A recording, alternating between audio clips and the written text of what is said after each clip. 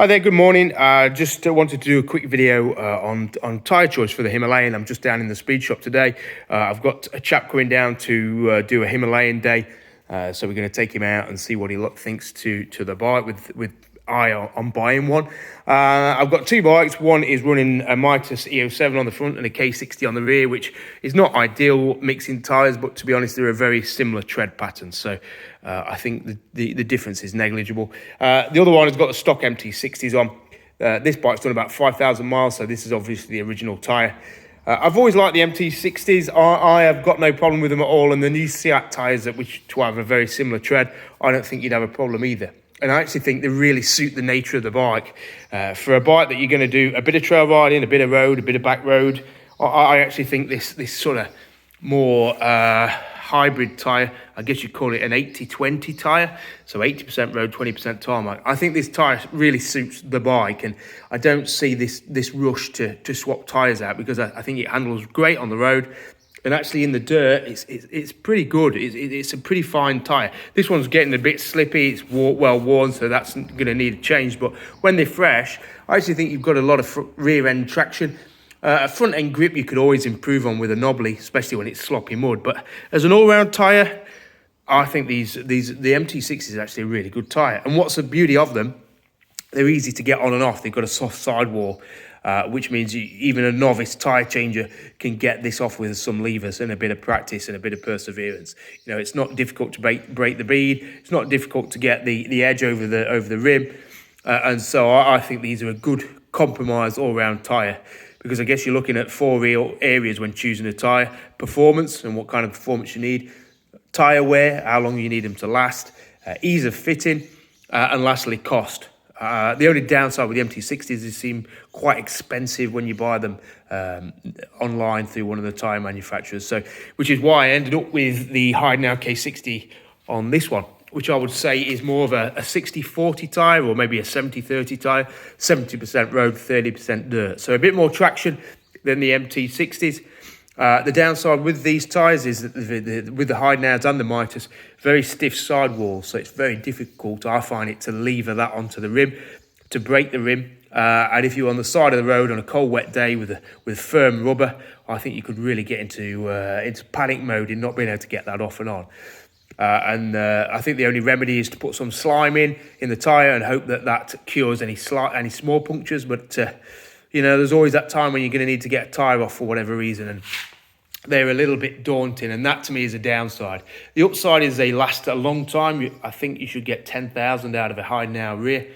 They're also cheap to buy, so sort of £70 for a rear and £50 for a front. So about £70 less than a set of MT60s. So that's why I fitted these, really, because they're, you know, they last a long time, good value. They offer a bit more off-road traction. The downside in that equation is that they're difficult to fit. So when it comes to new tyres for this one, to be honest, I would be happy to put some more Pirelli MT60s on it. Maybe if I wanted a bit more traction, I might try a Continental TKC 80, which is a knobbly tyre, but don't be deterred with that, because what I find with the Himalayan is it's very insensitive to tyre choice. And by that I mean that if you put a knobbly tyre on it, be a TKC 80 Continental or a Mitas CO9, a more aggressive knobbly, it still rides really well on the road. Conversely, I've got a BMW G310 GS here, which has got Kenda big blocks on it now. And because of the broad spread of, I think it's a 120 across, because you put a block tyre on it, that really does impact the way the bike handles.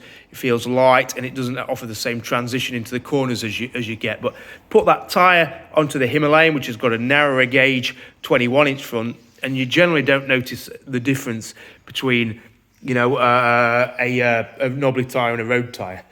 I have been surprised by these. These are an Anlast Capra X, and I've got these on the CB500X. Probably not quite as aggressive as the Kenda big blocks, but not far off it. And I find these are a fantastic tyre. Really good on the road, and that bit more grip on the front for when riding in mud. So actually, I think my conclusion to this, what tyres for the Himalayan, if I can get some to fit, I'll probably try the Anlast Capra X, which are a Turkish tyre. And not overly expensive, certainly for this CB500X, they're an affordable tyre, but they do offer a good compromise. And I've done a trip around Scotland on the NC500 on a 500 with these tyres on, and I really like them. So I didn't expect to quickly come to that conclusion, but yes, for the Himalayan, if I can get the Anlas Kappa X's, that is what I would fit. How they are to get on, I do not know.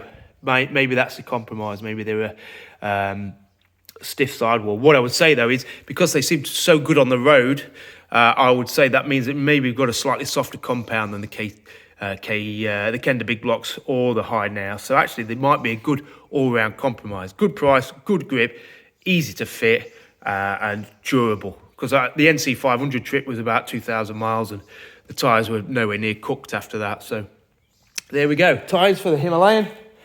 I'm going to see if I can get some Anlas Kappa X's. If not, I might just get some Continental TKC 80. Probably the oldest tyre in existence, but still a good all-rounder. The only other one you want to consider is a Bridgestone AX41, which look again to be sort of a 60-40 tyre, like a TKC 80, slightly more off-road orientated than the MT60s. But that's a new tyre from Bridgestone, and that could be good. But, you know, do not get et up or stressed about which tyres you're going to fit to the Himalayan. The only time it really makes a lot of difference is if you're going to do some real deep mud plug-in and you want the maximum amount of front-end grip, and then that's when you're going to want a TKC 80 or an EO9 or something equally aggressive to give you that front-end bite. If you're just riding general back roads, B roads, a little bit of light green laning, I don't think it matters if you put these on, whether you put them on, whether you put some Continental Escapes on, TKC 70s, any of those tyres. I think on the Himalayan, which is why I like it a lot, and the tyre is almost irrelevant in a lot of ways. So don't stress it too much. Just get a set of tyres that are round and black, fit them, and away you go. So that's it. We're going to head out on the two bikes, see if the chap likes the Himalayan. Still winning in the leaderboard. I think it's got 3 times more votes than any of the other bikes. The other bikes being the 500X, G310 GS, KTM 390 and CRF 250 Rally. So, boy, did Royal Enfields almost accidentally smash it out the park with this one. All right, see you on the trails. Bye.